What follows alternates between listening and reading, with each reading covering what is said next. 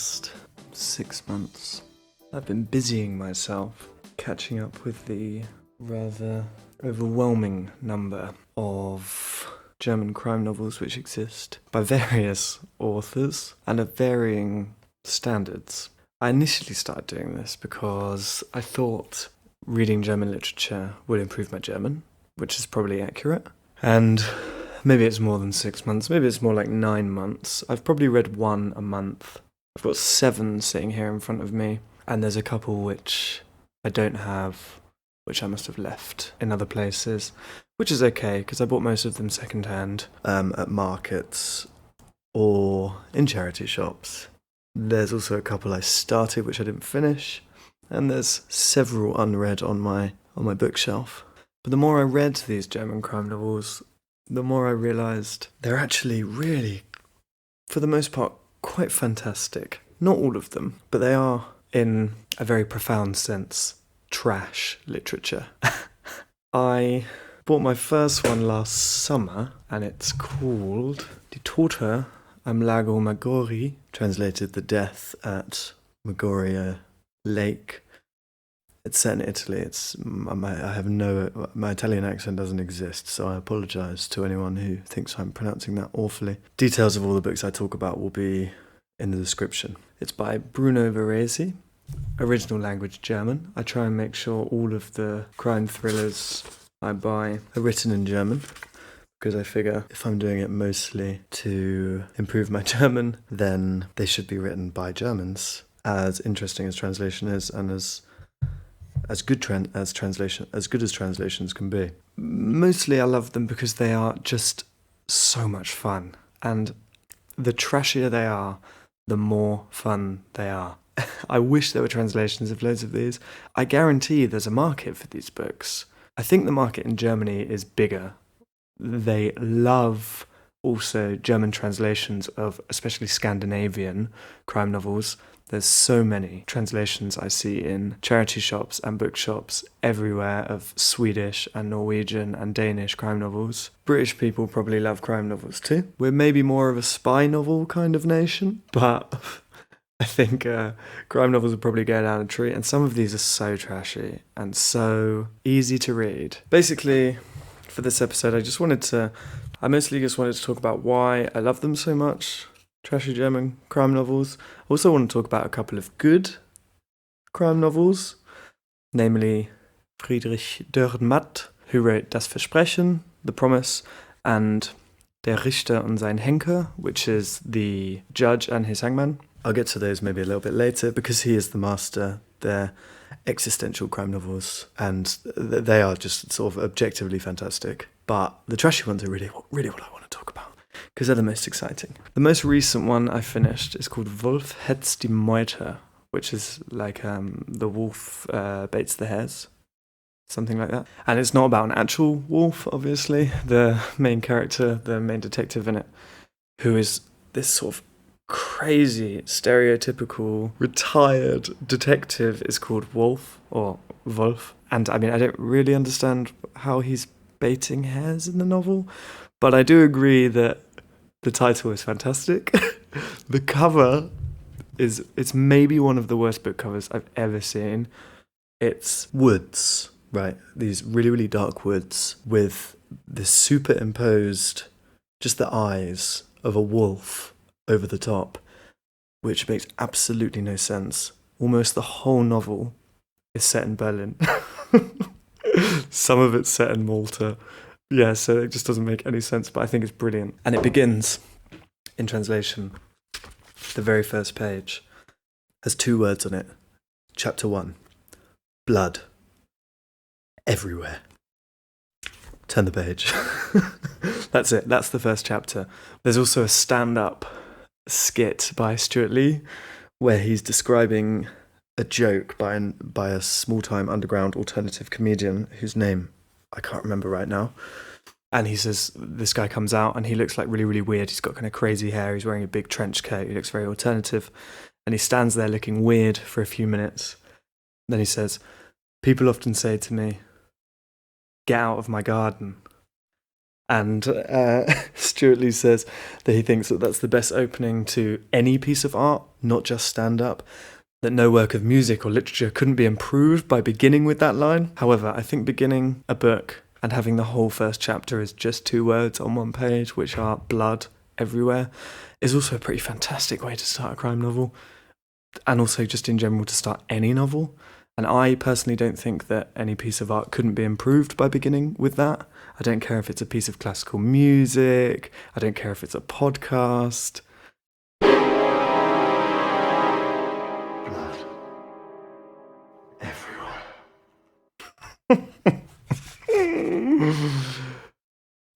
Anyway, in this novel, which has an extremely complex plot, which spans 24 years, Tom Wolfe he's searching for the son of his best friend. His best friend disappeared 24 years before in then East Germany, East Berlin. He searched all over East Germany, couldn't find him. He then moved to Malta without saying anything, leaving behind his love interest, who also happened to be the wife of his best friend. Of course, there's a love triangle. And he searches for both his best friend. God, I'm actually getting a little bit creeped out just thinking about it, because even though it's so trashy, it was a little bit creepy in parts. Yeah, so he has to search. He's searching for his best friend's son. In the process, he doesn't actually find his best friend. Sorry, spoilers, by the way. He doesn't actually find his best friend's son.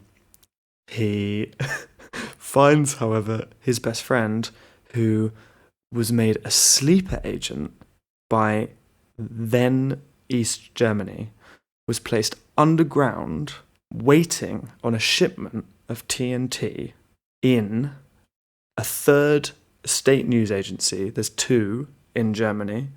In the book, there's a third one, which also happens to be called the DDR, which is also the initials of what was then East Germany, the Deutsche Demokratische Republik. Guys, you couldn't make this stuff up. And he finds not only him, but they also suddenly find the TNT. Somehow, his best friend, Peter, has never found it, despite having been stuck in this bunker underground for 24 years. And this guy, Tom Wolfe, comes in. They find it in a few weeks of him having worked there. And at the end, the main plot, which is him trying to find the son of this best friend, he doesn't even find him. And the final line is Philip, my boy, where are you? The main plot of this novel doesn't even get solved. It comes up with there's this huge conspiracy that takes place within this news agency of this.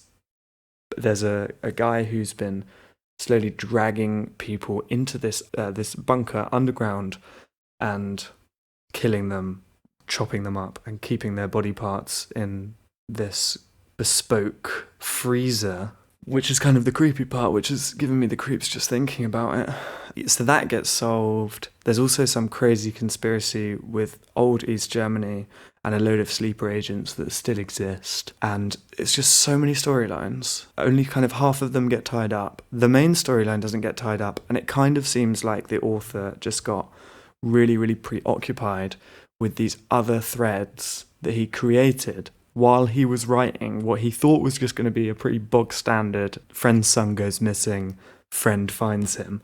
In the end, the book's nearly 370 pages long.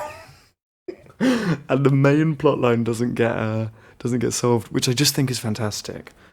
I mean, mostly these books say that it's the detective's first case, and sometimes these crime authors can write 20 books based around this one detective and all of the cases that he or she has to solve. This one doesn't say that, so it seems like he couldn't come up with a satisfactory way for Tom Wolfe to find Philip, and so he just decided that Philip is going to be lost forever. It was totally dissatisfying to read, but I also kind of think it's fantastic. I really respect it, just really pissing off the readers of your novel like that. And one of my favourite bits was relatively near the beginning. He goes to see his friend Mario, who is kind of like his kind of like his queue, sorts him out with like some weapons, like some nice cars, a place to stay. And there's one bit where he's got this BMW, this old like 1970s, I think, BMW. And I'm not joking, why would I be? There's 3 pages describing this BMW, which the protagonist refers to as his baby for the whole thing. Also for the rest of the novel, referred to as his baby. He gets into a huge car crash in it after actually what was quite a thrilling car chase, which I really enjoyed.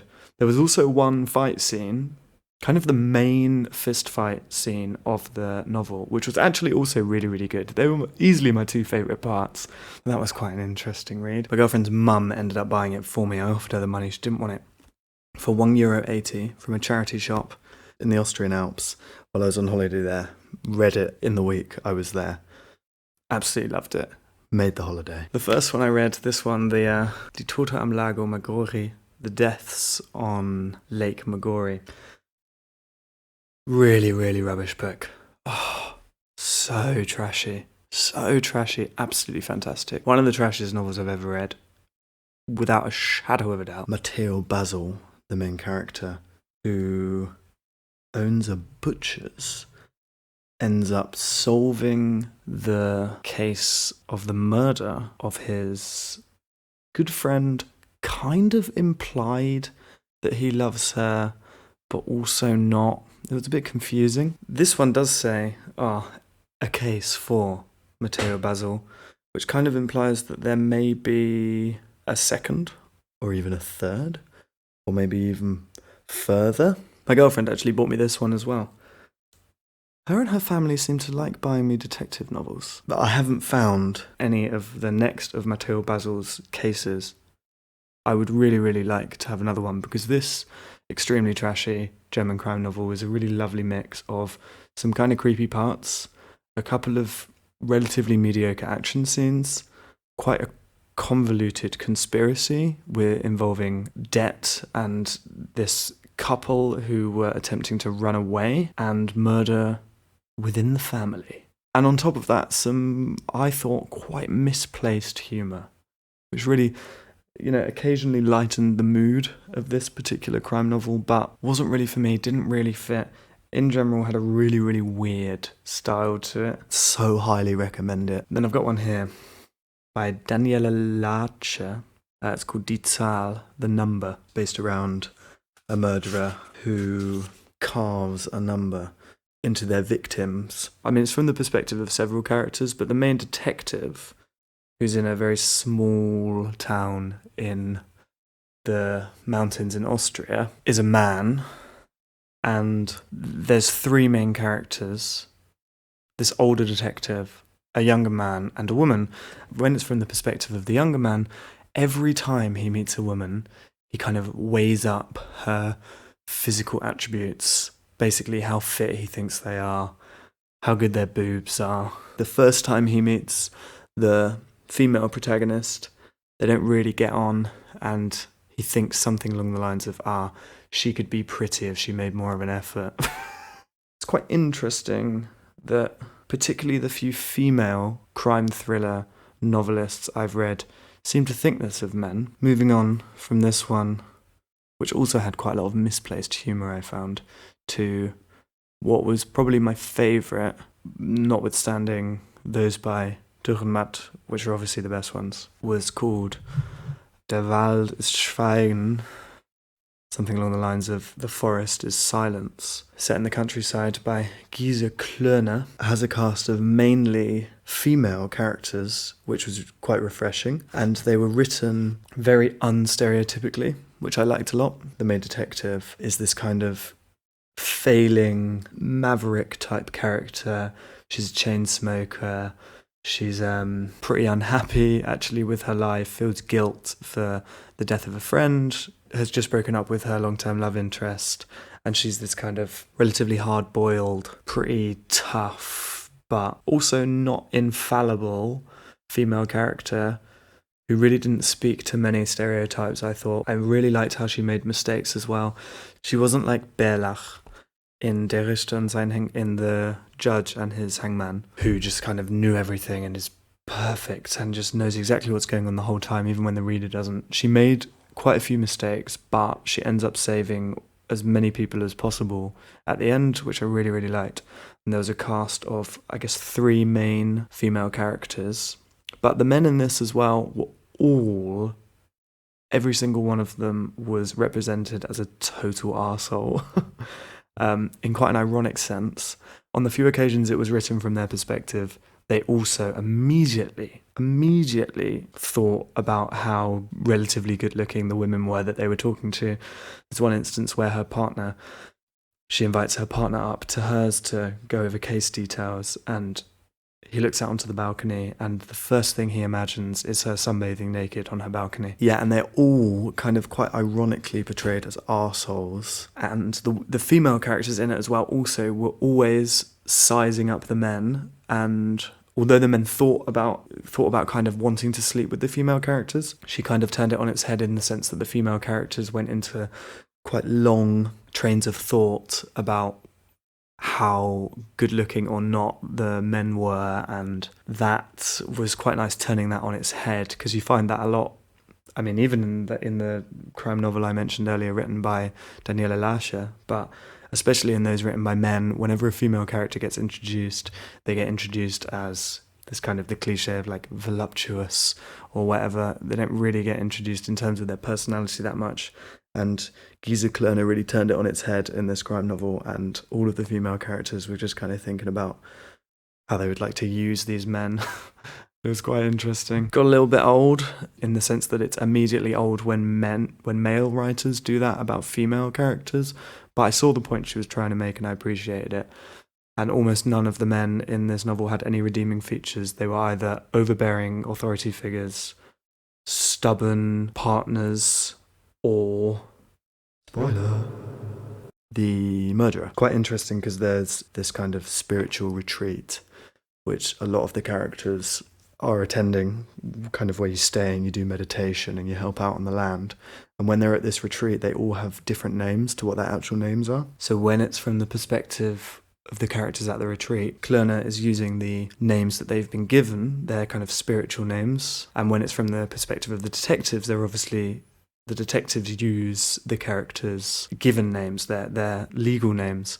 So that made it really confusing on purpose. Sometimes it was hard to tie together who characters were, and it came together sometimes later on, sometimes earlier, sometimes near the end. And that was a really interesting way of doing it. You got thrown out a lot of red herrings, and the person it ended up being, you didn't even really know was the same person you'd seen from scenes earlier in the novel, because of this second name that he had. And that was a really nice way of doing it. This has been my favourite trashy German thriller, because in some very real sense it wasn't that trashy.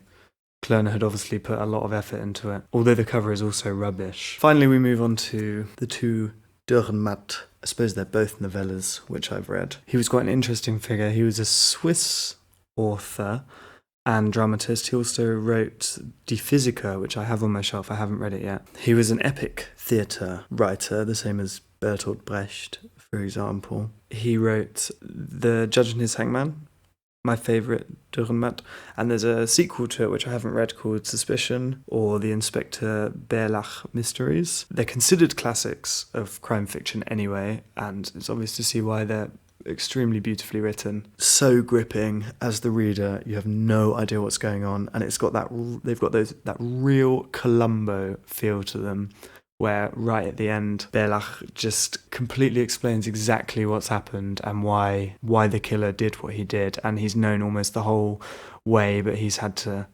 hasn't been able to prove it. Bärlach is just this kind of completely infallible detective, which when they're written well enough are really exciting to read. So they're meant to fuse existential philosophy. I don't really understand the existential part, but that's probably because I don't really understand existentialism in general. And then there's one called The Pledge, is the translation, and it's another novella. It was based on a movie script that Dürrenmatt wrote, and he was trying to make a realistic ending. He's trying to write really realistic detective fiction that didn't embody these stereotypes of detective fiction which had ruled the genre up until that day. He wrote this script, it was made for television, and it got he was forced to write an ending which kind of appealed to the genre, which he was a critic of, and so he rewrote it as a novella. It's a thinly veiled criticism of the whole detective genre. It has a subtitle which is actually not on my version, Requiem for the Detective Novel. So, I repeat, extremely thinly veiled. It's kind of written in that old school style where, thinking Wuthering Heights style, where the story is recounted by a character in the story. In this case, which is quite a postmodern thing, isn't it?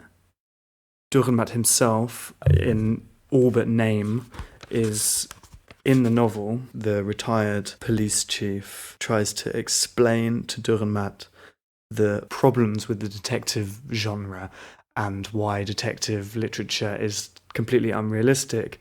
To do this, he tells a purportedly true story of a detective called Matteo, that's probably pronounced incorrectly, excuse my German, who on his final day as a detective is called in to try and solve this child murder, and spoilers, ends up going crazy because he knows who it is based on his instincts, but he doesn't have the evidence. Very similar to Bärlach in his cases, but Bärlach always manages to find the evidence at the end and manages to bring down everyone he wanted to bring down. However, the detective in this basically doesn't manage to, goes crazy waiting for this child murderer to appear, and then later on is finally informed that he was actually the murderer based on the witness statement, a confession by the murderer's wife. The murderer is killed on his way to the meeting which would have proved this detective correctly. I haven't done a very good job at explaining it. Anyway, the point is, Dürrenmatt wanted to write a detective story that was a little bit more realistic, that didn't, or at the very least, didn't have a typical ending for a detective story, insofar as the detective didn't just do the Columbo at the end where he explained everything and everyone goes down who goes down, everyone dies who should die apart from the initial victim. He wanted to make a more macabre story, I suppose. On Wikipedia, it says, and I quote, "The task of solving a crime is presented in a way that makes it akin to that of solving a mathematical equation." That's in standard detective fiction. And Dürrenmatt wanted to write a story which went against that and showed that you can be as right as you want, and you can have the criminal essentially caught red-handed. But if they die on the way to the trap that you've set in a car accident, then even though your instincts were completely correct, you're never gonna catch your criminal. And Dürrenmatt saw that as a more realistic ending and used that as a criticism of the genre. And this brings me full circle-ish to Wolf Bates the Hares, in which the story isn't solved at the end. He doesn't find the son of his friend who's gone missing under similar circumstances to the way in which his friend went missing 24 years before. Nothing is solved from that story, and I wonder if that story was inspired by Dürrenmatt. However, the problem I found with that extremely trashy novel I read is that we didn't even know whether the detective, whether Wolf, was correct. Because Wolf thinks that Philip is alive for the whole thing. That's his contention. He doesn't think he's been killed, and he doesn't find evidence that suggests he has been. But we as the reader don't know that. And that, for a detective thriller, I think, that ending, while I said earlier was kind of fun and funny, which it was, it's extremely dissatisfying. It's not really what you want from a thriller.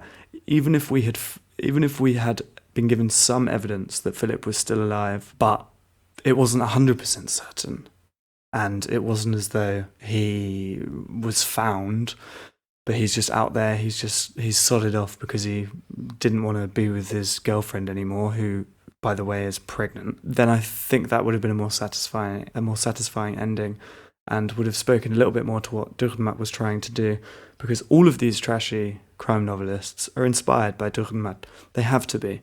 He's the German writer of detective fiction, and it shows in his work.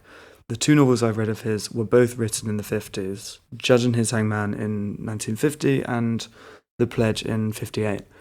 And none of these trashy novels I've read, none of which, by the way, have been written before 2000. They're all post-2000 novels, came even close. Maybe that speaks to the fact that you're born a writer. Maybe it speaks to the fact that Dürrenmatt was obviously an extremely clever man and a philosopher to boot. That being said, Dürrenmatt was fun, but it was kind of hard work. You had to think about it a little bit, despite just being detective fiction. You didn't have to think about it as much as you do with Kafka, but you still had to think about it a bit.